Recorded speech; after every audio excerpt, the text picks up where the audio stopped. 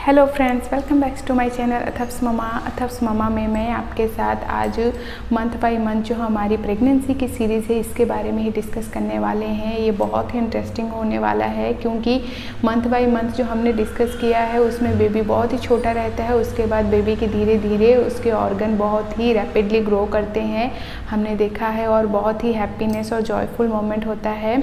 सो आप मेरे साथ बने रहिए और आगे 6 मंथ में अभी कौन कौन सी चेंजेस होगी बेबी में इसके बारे में हम इस टॉपिक में डिस्कस करेंगे।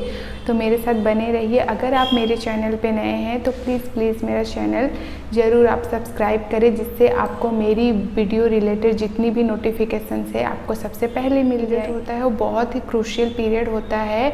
इसमें ऑलमोस्ट आपकी सारी मॉर्निंग सिकनेस सारी सबसाइड हो जाती हैं और आपको डिफरेंट थोड़े अलग अलग से सिम्टम्स फील होते हैं, बॉडी में अलग अलग चेंजेस दिखाई देते हैं।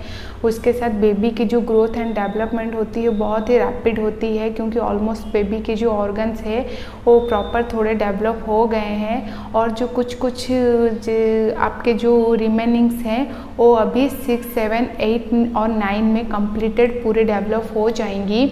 और बेबी की जो किकिंग की प्रोसेस होती है, मूवमेंट की प्रोसेस होती है, वो भी और बहुत रैपिड हो जाती है जो मदर इजीली फील कर सकती है। सो हम बात कर रहे थे at 6 month of pregnancy common sign and symptoms in mother. कौन कौन से कॉमन साइन एंड सिम्टम्स है जो 6 मंथ ऑफ प्रेगनेंसी में मदर में फील होते हैं, मदर में दिखाई देती हैं चेंजेसेस। तो इसमें फर्स्ट हम बात कर लें जैसे कि आपकी इनडाइजेशंस की प्रॉब्लम और कॉन्स्टिपेशंस की प्रॉब्लम, हार्ट बर्न की प्रॉब्लम दिखाई दे। प्रोसेस होता है स्लो डाउन हो जाता है हार्मोनल इफेक्ट की वजह से। हार्मोनल के जो चेंजेस होते रहते हैं, एलिवेशन होते रहते हैं, उनकी वजह से आपकी डाइजेशन की जो प्रोसेस रहती है वो स्लो डाउन हो जाती है और आपका जो फूड है वो अच्छे से डाइजेस्ट नहीं हो पाता, तो आपको हार्ट बर्न और एसिडिटी जैसी फीलिंग होती है।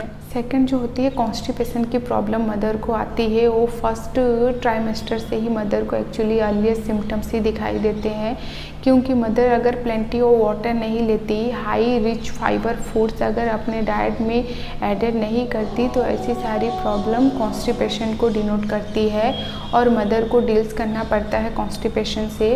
तो मेरी फर्स्ट एडवाइस यही रहेगी कि कॉन्स्टिपेशन के लिए आप high rich fibre food added कीजिए, उसके साथ plenty of water and juices added कीजिए। नेक्स्ट है oedema. Oedema means swelling in your feet, ankles and sometimes hand.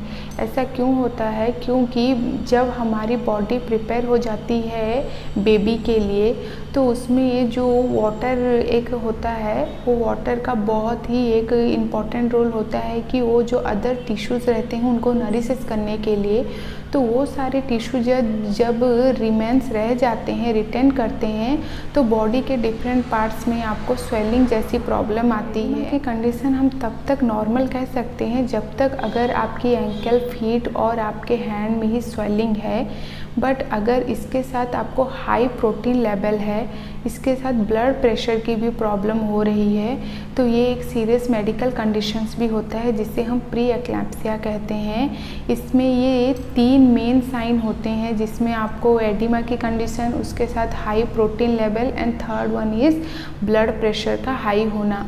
अगर ऐसी सारी ये 3 सिम्टम्स आपको दिखाई देते हैं तो उसको लिए आपको प्री एक्लैम्प्सिया कहते हैं और वो एक सीरियस मेडिकल कंडीशंस होता है जिसके लिए आपको ट्रीटमेंट अपने डॉक्टर से कराना पड़ता है। सिम्टम्स हैं हमारा hunger, craving and increase apatite.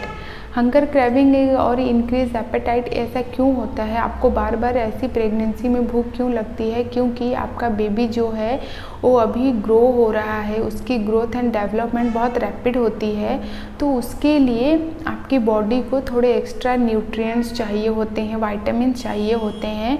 अगर आप ही अच्छे से हेल्दी फूड्स नहीं लेंगे तो बेबी को प्रॉपर न्यूट्रिएंट्स कैसे मिल सकता है? तो ये आपका भूख लगना ये बहुत ही कॉमन सिम्टम्स होता है एट 6 मंथ ऑफ प्रेगनेंसी आपके सेकेंड ट्राइमेस्टर में। तो ये है कि आप जितने भी जंक फूड्स अवॉइडेड करके आप चूज़ करें अपने बेबी के लिए हेल्दी फूड्स। सलाद ले सकती हैं, होल ग्रेन्स ले सकती हैं, उसके साथ आप परोठा ले सकती हैं, चपातीस ले सकती हैं और इसके साथ आप फ्रूट्स ले सकती हैं, जूस ले सकती हैं और बटर, ऐसी सारी चीज़ें ऐड कर सकती हैं। और उसके साथ आपके सप्लीमेंट्स जो हैं वो बहुत नीडेड हैं।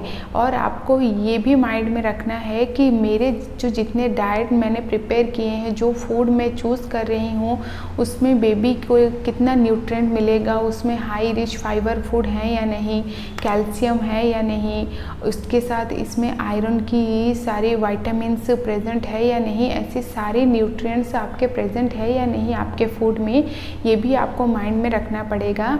क्योंकि अगर आप हेल्दी डाइट नहीं लेंगी, प्रॉपर एक बैलेंस डाइट नहीं लेंगी, तो बेबी का ग्रोथ एंड डेवलपमेंट अच्छे से नहीं होगा। सो प्रॉपर बेबी के ब्रेन को थोड़ी ग्रेनी करने के लिए और बेबी के प्रॉपर डेवलपमेंट के लिए हमें उसके लिए न्यूट्रियस फूड लेने हैं। तो प्लीज़ आप अच्छे से माइंड में रखिए और प्रॉपर अपना डाइट प्लान कीजिए, जिससे कि बेबी की ग्रोथ एंड आपकी जो बार बार हंगर की फीलिंग है वो भी कम हो जाए। और आपको ये याद रखना है, स्मॉल पोर्शन में लाइक 6 to 7 मील्स आप ले सकती हैं पर डे, बट ये स्मॉल क्वांटिटी 2 आवर्स के गैप में ले सकती हैं। और उसके साथ आपको प्लेंटी ऑफ वाटर की भी थोड़ी नीडेड रहती है और उसको आपको फुल। आई होप मेरी वीडियो आपको अच्छी लगी हो। अगर मेरी वीडियो आपको अच्छी लगी है तो प्लीज़ एक लाइक कीजिए और मेरे चैनल पे अगर आप नए हैं तो मेरे चैनल को सब्सक्राइब कीजिए। अगर आप इससे रिलेटेड आपकी अगर और भी कुछ क्वेरीज़ है या आप अगर इससे भी बेटर आपके पास कुछ टिप्स है तो आप मुझे कमेंट बॉक्स में मेंशन कर सकती हैं, जिससे और सबकी भी health happy and healthy. Bye bye.